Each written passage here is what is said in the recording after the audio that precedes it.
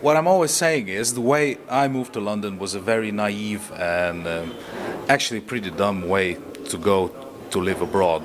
The only thing that sort of rescued the situation was that I was lucky to be at the right place at the right time, and I had something to offer that was unique, and it was different to a vast majority of other animators, let's say, pitching for a job or pitching for work. And the other thing is, I'm not just an animator, I'm a compositor, meaning I do post-production as well. So, and I do 3D and 2D animation, so I have a broader sort of skill knowledge that I can implement on, various different projects. Because my background is fine art, so I studied painting. So I know how to draw, I know perspective, I know color theory, composition, stuff like that. So I do have a appreciation of, the visual arts or whatnot, which is very useful. But on the other hand, being naive, us moving to London, not knowing anyone, and not even have a clear idea about what I want to do, really. That naivety, that stupidity, is very useful for artists at some points in their lives, I think, where you just have to grab it, and then don't think about the consequences. And that's what I keep saying, to people or to students or whatever. Just, if you want to do it, just do it. It's never the right moment, really. Literally, it was sending out 50 emails per day to animation production companies that I thought were doing what I wanted to do. So, and then I got a gig on a small commercial. This guy called me up. I did a commercial for hemp oil, and after that, things dried up.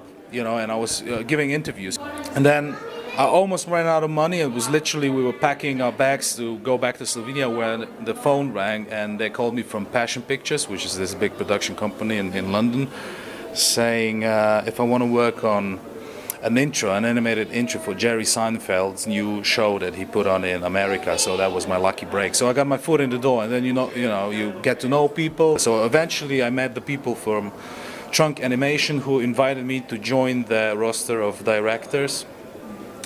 And Trunk Animation is a medium-sized animation production company. We work globally. Lately, I've been doing a lot of 3D, okay? Just because I like the idea of creating a world, and then all I need to do is just move my camera around. So I like that, So I don't have to redraw the room or redraw the whatever every sequence for the shot. The 3D environment gives me that opportunity to literally texture all my objects, to light everything, to rig everything. I enjoy the process, as much as I enjoy the product. I like 2D as well, I like 2D. 2D is brilliant, but the reality of the market is such that 2D is really expensive to do well, and I'm only interested in doing things well. But on the other hand, I'm constantly working on my personal projects, like all the time. They are only interrupted by my commercial work. Sometimes I do a film just to test a technique. I mean, you have to have the experience to know what you're doing, you see. The thing is, why I find it exciting is because it lets me be a one-man band. So I don't need a model maker, I don't need a DOP or whatever, I can do it by myself, and I cherish that because I come from a fine art background, and where you stand in front of a painting stand and just paint pictures by yourself. So I like that thought process and all of that.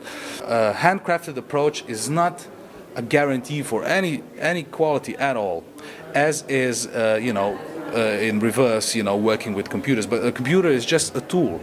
Yeah, and what's important is how you as an artist relate to that tool. But when I work with a computer, it's almost like projecting my dreams onto the screen immediately. And on the other hand, using computers liberates a person, as I said now, and the trend is going this way. So we have one-man bands. On the other hand, as Milos Forman said, that the best directors always hire people who are better at a certain job than they are. So you always hire someone that's a better costumographer than you are. You always hire someone that's a better DOP than you are. Then you'll get a good. So I'm not saying you should do everything by yourself. By no means. You should collaborate.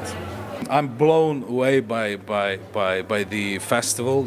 I've heard a lot about it. I haven't participated yet until this year. I'm looking forward to another 100, because I think the job that Igor and your whole team is doing is amazing and, brilliant.